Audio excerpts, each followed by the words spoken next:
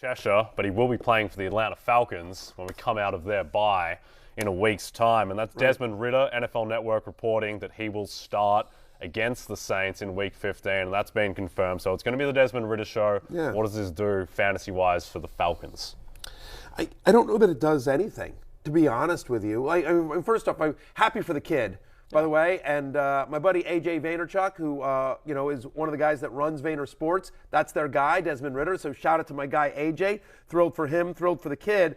They're on a bye this week, so it makes sense that they're making the change now because now they've got 2 weeks to prepare him for the Saints.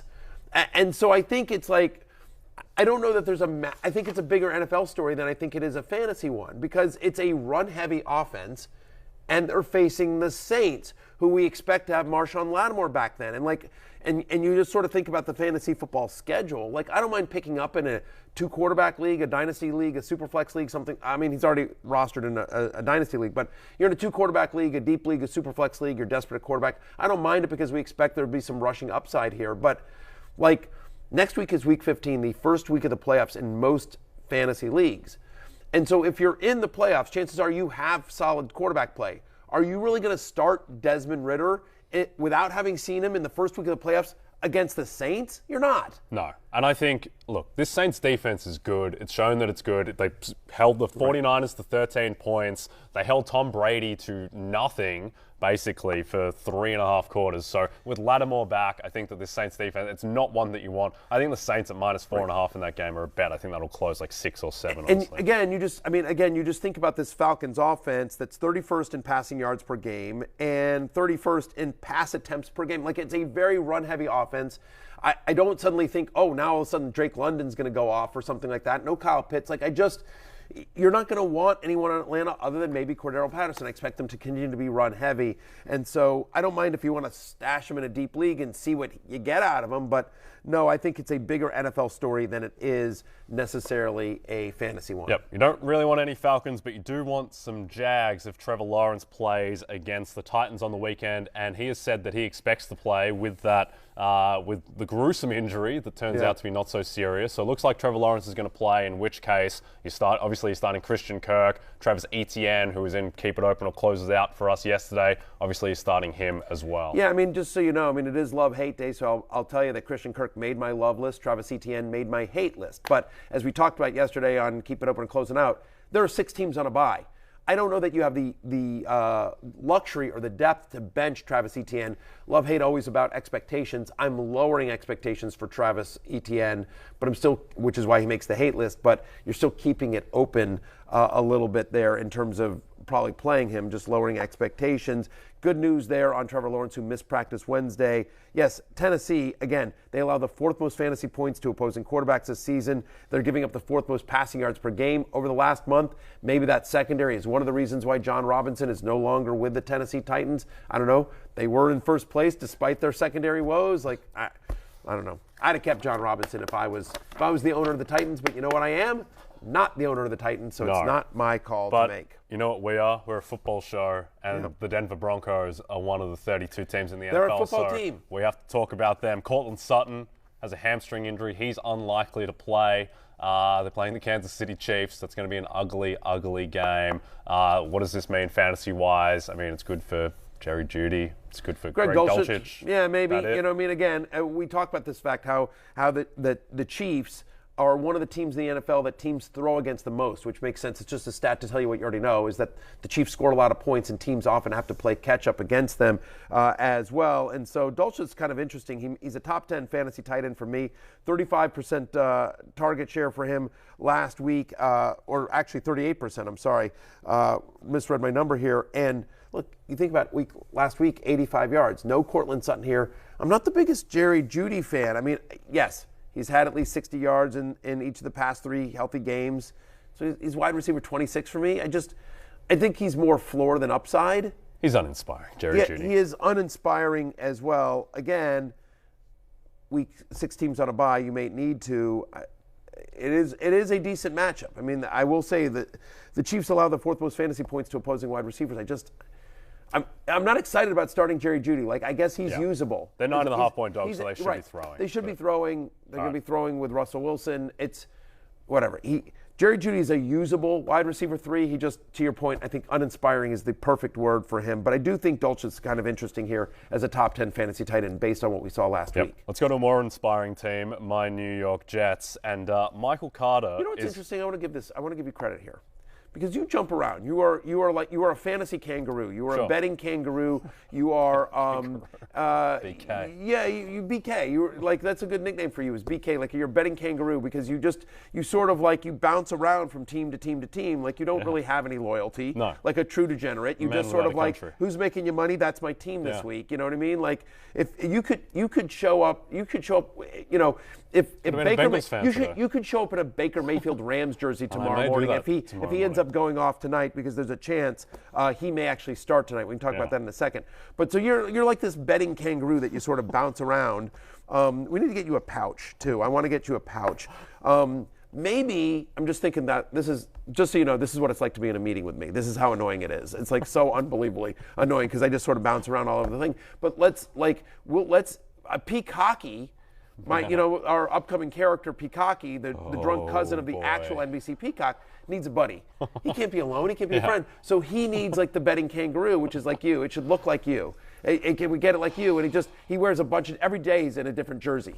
Because that's you. Love to be in the maze of your sick mind one day, just going around between the peacocky puppet and the betting kangaroo puppet. Like, when I tell you my wife is an angel and a saint on earth, you have no idea. You have no idea. Anyway, all I was going to say is... about Michael Carter? Yeah, what I was just going to say is that I was going to give you some props because you have stuck by the Jets longer than I think any team than you have this year. I do feel an affinity to the New York Jets. I really like Robert Saleh, I really like Sauce Gardner, and I really like Bam Knight. Yeah. And Michael Carter. It's a good nickname team. Yes. It's a good nick. We need Bam, Sauce. We just need Mike White needs a nickname. Yeah, well, we can work Danger on that. Mike White. Yeah. That's not, it's Russ. We'll workshop it. We'll workshop it. But there's something there with Mike White, because it cannot be Mike White. No. But Michael Carter, selfishly, has gotten healthy to try and derail the bandwagon. He's not on the injury report, but I think he's still starting Bam Knight regardless, right? I am. I mean, and again, and like, this is coming from two places, right? Number one, it's just the eye test. Yeah, Bam Knight can play. He can play. And the other thing is again, our friend Connor Rogers, who does such a great job covering the team, and he's just like, when he's like, listen, they like Bam Knight. We talked about this on Monday with Connor, and Connor was very clear. He's just like, they view Michael Carter as more of a 3-down back, a passing down back, a change of pace guy. They believe Bam Knight can do it all. My expectation here is that Bam Knight, of the two, like if I had both running backs, I prefer Bam Knight. He's my running back 22. Michael Carter's running back 32. Since Breece Hall got injured, he's averaging 11 touches a game. This is Michael Carter. 11 touches a game. Again, they don't want him to be that guy. And so in a game in which, I know he's the passing down back and they're playing the Bills and they're underdogs there, but you and I both think this game is probably closer than other people do. I mean, this is a team that beat the Bills the first time they played. Obviously, Buffalo is aware. I think the current line's like 3.5 or something like that? No, because it's in Buffalo, so it's higher. Okay. So it's in the 8 range at the moment. 8 range? Buffalo, yeah. People give love the Buffalo Give me the Jets to cover. Yeah. Give me the Jets to cover at BetMGM, where I'll use promo code Barry. I'm a company man. So Bam Knight played 35% of the snaps even prior to the Michael Carter injury in Week 12. Again, had a role. We've talked about this Bills defense, which I think is more susceptible than we think. Last 4 weeks, they're giving up 125 yards from scrimmage to opposing running backs as well. My expectation in this game is that Bam, I don't know if I can bet on this, but I bet Bam Knight will have more total touches in this game than Michael Carter. Both, I think, are viable in a week with 6 teams on a bye, but I prefer Bam Knight to Michael Carter, even though we expect Carter to play. He's not on the injury report as of this broadcast. All right, I'm with you there. Let's jump into running back love-hate. We'll bring up the graphic. Now, should we have talked about, in Rotoworld headline, should we have talked about the fact that they're going to try John Wolford out in the game tonight? Yeah. The Rams-Raiders, which is the Thursday night game. They're gonna have Wolford, but he's been banged up. They're gonna have him go through pregame warm-ups. But there is a chance that A, they don't feel he's good enough and they start Baker Mayfield, or if nothing else, there's a chance we see Baker Mayfield tonight. Yeah. Which is crazy. This guy was a Carolina Panther on Monday. It's Thursday. Yeah. We're going to dive into that. at the end of the show, but I don't think it really matters. I just don't think it really matters. Who's it going to be? Like, is he going to throw? Who's going to be better for two? Way to kill! Now you don't need to tune into the end of the show. You just killed that. No, there'll be some other. You just spoiled that. Listen, this is what he does. He spoils endings to movies. He spoils endings to the show. We got a whole 13 minutes on Cam Akers. You won't want to miss it. Okay. And you won't want to miss running back love-hate. We were talking about Bam Knight. You know what? One of the reasons I want the drunk peacock is because it'll be a drinking buddy. Yeah, like me, like when you're doing stuff like spoiling the show, I can like, hey, Peacocky, let's throw back a couple. It's going to show up there one day, and it's going to be terrifying. It's going to be We fantastic. should get a Marlon Mack puppet as well. I need a Marlon Macintosh puppet. I just, what do you think is funnier? Is it funnier to have like, because we know, from my old job, I know a puppet guy. Like there's a, believe it or not, UConn has one of the top puppet departments in the entire country, the University of Connecticut, right here in our state. So like they built all the puppets. The UConn puppet department built all of our puppets for my old show. Does your puppet guy know Brian Robinson's big hat guy? It's a very strange kind of guy. Probably. It's probably a very similar. But I'm just saying, like, do you think it's funnier to have a puppet peacock or a guy in a full peacock outfit? I think the guy is terrifying. The idea of a human being there is too much. I think the puppet is the play. Yeah. Anyway. Tell us what you think. You know what? Tweet the show. I'm going to make a PA be the peacock. Okay. I'm not looking forward to that. No, let's talk about Tony Pollard and Ezekiel Elliott, who lit up the Colts in prime time. They have a very, very favorable matchup against the very, very bad Houston Texans run defense, and they're both on the love list. Yeah, I mean, I think both guys are viable in this game. We've talked about the Texans' run defense or lack thereof throughout the season. They've given up the most rushing. No team in the NFL has given up more rushing touchdowns to opposing running backs this year than the Houston Texans. In the games in which Zeke has been active, the last 3 games in which Zeke has been healthy and active, Tony Pollard is still averaging over 18 touches a game. Ezekiel Elliott, 5 straight games with 15 or more fantasy points and a touchdown. He's got 7 total touchdowns over that stretch. They use Pollard to get down to the field. They like using Zeke as the hammer when they get in close. Again, Houston gives up a ton. To me, Pollard, who's a top 10 play this week, Zeke is a top 15 play. Both guys are loves. You had me at Houston. Yes, indeed. All right, let's go to DeAndre Swift, who hasn't been on this list in a long time, but he makes the love list with a favorable matchup against the Vikings. First time since week 8 last week, I should say, DeAndre Swift actually played 51% of the snaps and out-snapped Jamal Williams. Again, that's the first time that's happened in 6 weeks. Had multiple touches inside the 10-yard line, which is exciting, right? Because Williams is such a vulture there. And it's worth noting, like, again, Detroit is favored in this game. Yeah. We expect a ton of points to be scored, and the Vikings are bottom 5 in the NFL in terms of most receptions and receiving yards allowed to opposing running backs. They use Swift in the passing game quite a bit. DeAndre Swift, it's been a long, strange, windy road, but welcome back to the love list. DeAndre Swift, top 15 play for me this week. He's my running back 13. Welcome back, DeAndre. And welcome back Deonta Foreman, who gets to play the Seattle Seahawks a couple weeks after they let Josh Jacobs get 303 yards from scrimmage against them. Yeah, now understand, he did not practice yesterday, had the foot injury. I'm not worried right yet because, I mean, he was banged up going into his last game and crushed, and he's coming off the bye. So the expectation, I wonder if it's just sort of a maintenance day. If he misses today, then of course we can panic. But if for some reason Foreman is not playing, Chuba Hubbard would also make the love list in his place. Again, over the last 4 weeks, this is a great matchup against Seattle. Yep. Over the last month, Seahawks giving up 168 rushing yards per game to opposing running backs. That is most in the NFL. They've given up multiple rushing touchdowns to running backs in 2 straight games now. I mean, they gave up 2 to the ghost of Cam Akers last week, Jay Croucher. Like, ooh, you know, like exactly. For 13 minutes later in the show. 13 minutes. Cannot wait. Tell me you don't need a drunk peacock on this show. Anyway, since Christian McCaffrey was traded to the San Francisco 49ers, Deonta Foreman has 110 rushing yards or more in 4 of the 6 games. You see it right there on your screen, what his game log has been since CMC went to Tampa Bay. Deonta Foreman, who every time this kid gets a chance, I mean, like, it's such a great story. This is a guy that was a star at the University of Texas, then got drafted by the pros, had a brutal injury. I believe he played for the Texans and had just an absolutely brutal injury. Didn't know if he was going to come back. He was out of football for a while. Gets signed by the Titans after the Derrick Henry injury as a reclamation project. Unbelievable down the stretch for Tennessee last year. You know, nice little signing there by John Robinson, the currently unemployed John Robinson. And I'm going to keep pointing out good things that John Robinson did for the Titans because I don't think he should have been fired. John. Anyway, and now he's with Carolina, and once again getting opportunity and proving what he can do. Keeps producing. All right, let's go to some others receiving votes, headlined by another guy who keeps producing of late, Isaiah Pacheco.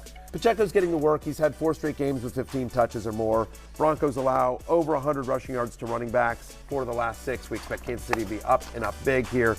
I bet you Pacheco gets in the end zone. It's a top 20 play for me. You heard me. Look. Start your running backs against the Chargers. I think both guys I'm throwing out last week. We talked about this yesterday on the show with Lawrence as well. And then James Cook right there as well. Last 4 weeks, your New York Jets. I don't know what's going on with your New York Jets, Jay. Explain to me why your Jets are allowing 156 scrimmage yards per game to opposing running backs over the last 4 weeks. Well, the strength of the team is Sauce Gardner plays on the left, DJ Reed plays on the right, and the whole defense is built around having 2 superstar cornerbacks. And against running backs, against tight ends, Jets, not so good. Be scared for your wide receivers, but other guys, not so bad. James Cook got 20 touches last week, looked like the best running back on their team. He makes the love list as well. In the others receiving votes, I think he's viable this week. Okay. Again, 6 teams on a bye. A lot of people are viable. Yeah. Okay. You do like to flip-flop sometimes, and Dameon Pierce was on the love list last week. Wait a minute. You change teams more often than I change underwear. Like what? Like that's okay. I don't change for who I love and who I hate in the running back position as frequently as you do. I do understand it is matchup based, and now Dameon Pierce gets the Dallas Cowboys after a much more favorable matchup against the Browns, where he was alive last week, right? He was alive, and he did some stuff, but against Dallas, he had almost 100 yards. But yeah, against Dallas, I mean, look, the fact of the matter is, we've talked about this. Texans are 16.5-point underdogs at this point. It opened at 17.5. I guess teams think the Texans are going to plucky and move down to 16.5, but whatever. They're more than 2 touchdown underdogs here, and there's 6 games this year in which Houston has lost the game by more than 10 points. And in those games in which they've had double-digit losses, and again, we expect the Cowboys to win by more than 10 points, Dameon Pierce is averaging just 10 fantasy points per game. Only 5 times has Dallas allowed a rushing touchdown to a running back this year that's top 5 in the NFL. It's just hard to see him getting in the end zone, hard to see him having a lot of success here. He's running back 20 for me. And you're like, how can running back 20 make the hate list? Again, 6 teams on a bye. It's all about expectations. You probably don't have a choice to start him, but I would lower expectations here. And Uncle Lenny makes the hate list as well, Leonard Fournette. On the road at Tampa Bay. Look, at San Francisco for Tampa Bay. Maybe I got drunk with a peacock before the show. I'm all over the place in this segment. Look, the fact of the matter is Fournette is splitting time with Rachaad White. We don't like that. And we don't like the fact that he's facing the Niners. 2nd fewest yards per reception to running backs. 2nd fewest rushing yards per game to running backs. Like, they're good against running backs, however you use them. Yep. And so, like, in a tough matchup, in a timeshare, like, hard to see him as anything more than a touchdown-dependent flex. Indeed. All right, we're going to go to break. Matthew's going to call his puppet guy. When we come back, I'm going to try to sober up. Pass catcher, love, hate.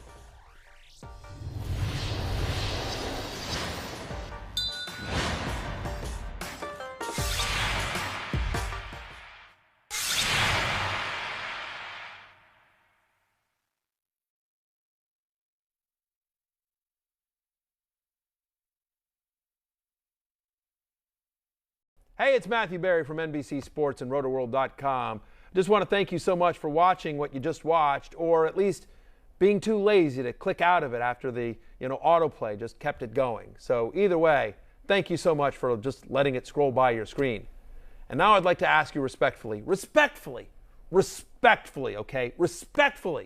please subscribe to the NFL on NBC YouTube channel for the latest NFL news, fantasy headlines from Rotoworld, and betting analysis from NBC Sports Edge.